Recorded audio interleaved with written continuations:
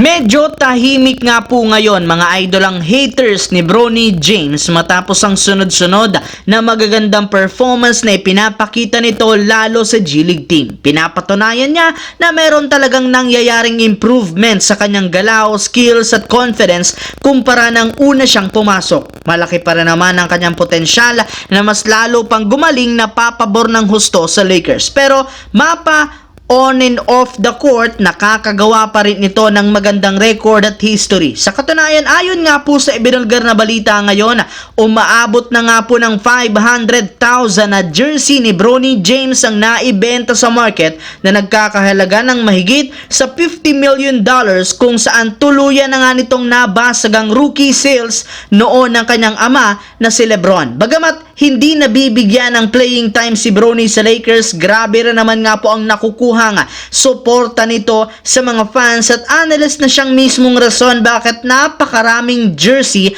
ang naibenta sa publiko. Samantala, nagsimula na nga po noong nakaraan ng trade season matapos mag-umpisa ng gumawa ng pagbabago ang Golden State Warriors at maging ang Miami Heat. Pero ang mas pinakahihintay ngayon ay kung ano nga ba ang gagawing galaw ng Los Angeles Lakers lalo ni Rob Pelinka. Napakarami nga pong nakahanda sa kanilang proposal para mapalakas ang lineup. At isa sa pinagmamalaki ngayon sanang pangalan na makukuha ay si Zach LaVine na willing ang ibigay ng Chicago Bulls sa tamang presyo.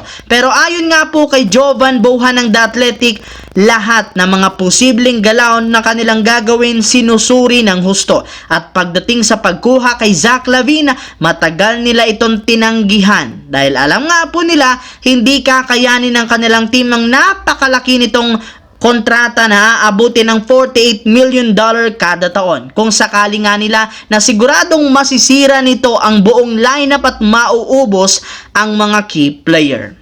Sa kabilang banda, lingid nga po sa kaalaman ng lahat, bukas na gaganapin ang finals ng NBA Cup sa pagitan ng Milwaukee Bucks at OKC Thunder. Hindi lamang ito masyadong pinag-uusapan dahil pareho nga pong hindi ganoon kalakihan ang market ng dalawang teams na ito. Pero inaasahan magiging exciting pa rin naman bakbakan dahil maghaharap dito ang isa sa mga pinaka-consistent team kagaya ng OKC Thunder at ang nananatiling undefeated sa NBA Cup na Milwaukee Bucks. At ayon sa balita, liyamado nga po ang Milwaukee dito sa bakbakan since mas kompleto ang kanilang lineup kumpara sa Thunder na merong wala sa mga key players. Sadyang hindi pa rin naman pwedeng magpakampante dito ang Bucks. Hindi rin naman nila dapat maliitin si Shai Gilgeous na unstoppable nga po sa mga nakalipas na laro. Kaya isa sa mga susi para manalo ang Milwaukee ay kailangan nilang mapahinto si Shai Gilgeous-Alexander. At isa sa mga tutulong dito